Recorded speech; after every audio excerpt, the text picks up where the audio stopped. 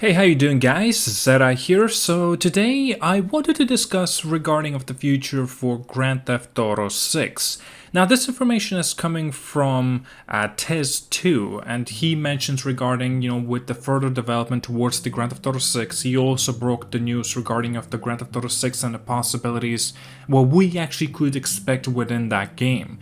Now, I actually have made a whole video about that, so we will leave down links below in the description if you want to check it out.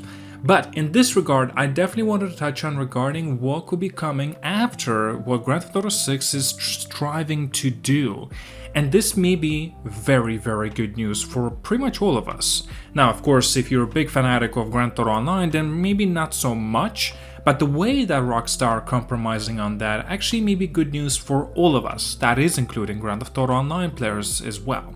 So first of all, I want to mention that before the release of Grand Theft Auto 5, there were promises coming from Rockstar that Grand Theft Auto 5 will receive DLCs and some sort of expansions. But of course, now that we're in 2022, obviously this never has happened. Due to the thing being that Grand Theft Auto Online taking the majority of the population and further go of the such a big success that it would be quite dumb for them to simply concentrate on the single player if they could monetize on a online platform or that section of the game.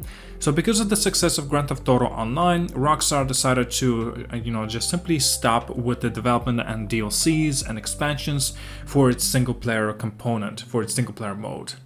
And as such, this makes it kind of interesting because Grand Theft Auto 6, at least what Rockstar is concentrating on, will be a little bit going towards a different direction, like I mentioned. So this is exactly the quote coming from Tez2, and I'll read it out in the whole. Rockstar will go back to how they were planning future content before Grand Theft Auto Online's success boomed. The first wave of new cities and missions we will receive as DLC will definitely be planned out before Grand Theft Auto 6 releases. And Rockstar will be able to allocate resources towards whenever new title they will work on after Grand Theft Auto 6 releases. As for the new cities, I think for the most part we will receive instanced new cities or islands, like Cayo Perico or North Yankton style. That way Rockstar can introduce a new heist for the next Grand Theft Auto Online mode with each new DLC. If we're lucky, we could receive a fully fledged new city from time to time. So this is obviously very good news. Now, of course, I want to clarify one thing. This is not confirmation towards anything. There still may be possibilities that Rockstar may go back on their word. There is still possibility they may never even come into fruition of introducing new cities and ever-evolving world within the single-player mode that is also corresponding towards its multiplayer platform as well. And as such, I would much rather to see that when multiplayer also gets kind of evolved, I would want to see that in a single player as well. It will be kind of interesting to see how they actually have similarities between the two. Now, it's also very much possible that Rockstar completely may go with a similar route that they did with the Grand Theft Auto 5. Depends, of course, on the next generation or whatever they're gonna call the Grand Theft Auto Online 2 or Part 2 or whatever they're gonna, like I said, whatever they're gonna call it. And, due to that of a success, how much will there be resources and allocated time towards the multiplayer, like I said, and a single player. Right? If we are talking about a similarities of what we have already experienced in terms of the single player DLCs, expansions coming from Rockstar, it obviously would be Red Dead Redemption 1 and also Grand Theft Auto 4. So as such, Red Dead Redemption 1 released with its Undead Nightmare, with its zombies and the single player and expansions towards that, it was absolutely incredible. And also Grand Theft Auto 4 were released with 2 DLCs, mind you, of the Balladgate Tony and also the Lost and the Damned DLCs. Fantastic stories, incredible experiences on all of those DLCs.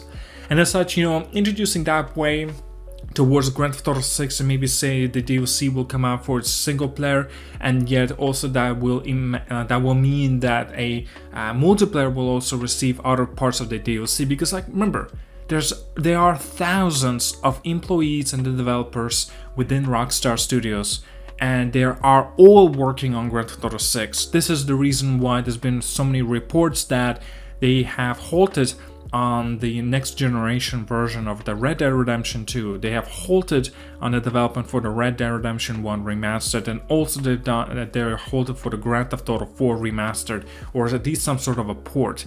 Because like me personally, because I have a love for Grand Theft Auto 4, I would much rather see that coming into fruition, right, as a remastered version, and finally of those PlayStation console players will be able to experience this game on a PlayStation 4 and a PlayStation 5. Red Dead Redemption is actually in a similar boat due to that it never has received a PC version of that game. And on top of that, it also is not available on PlayStation 4 or PlayStation 5. Now, sure, a lot of people might argue and say, well, you can still play it as a, like a PlayStation Now, you can play it as a streaming service.